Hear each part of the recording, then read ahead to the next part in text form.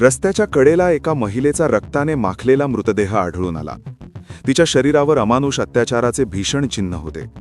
बरगड्या मोडलेल्या, डोक्यावर गंभीर जखमा आणि गळ्यावर धारदार हत्याराचे निशाण.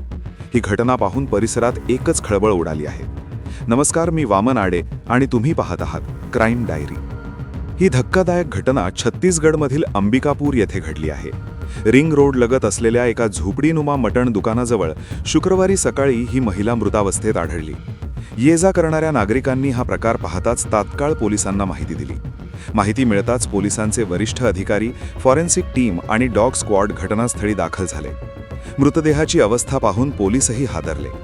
इतक्या निर्दयी पद्धतीने हत्या करण्यात आली होती की उपस्थितांच्या अंगावर काटा आला.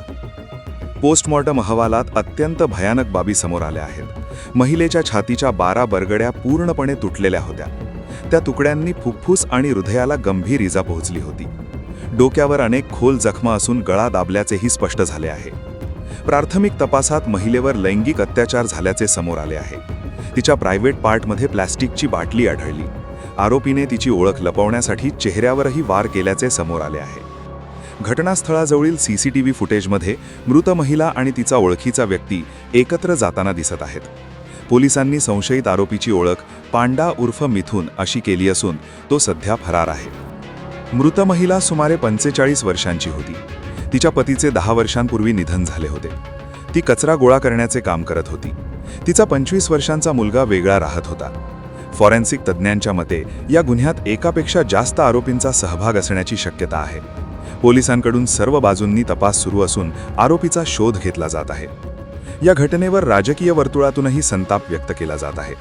कठोर कारवाईची मागणी होत असून आरोपीला फाशीची शिक्षा द्यावी अशी मागणी केली जात आहे. ही घटना पुन्हा एकदा महिलांच्या सुरक्षिततेवर मोठा प्रश्नचिन्ह उभं करते.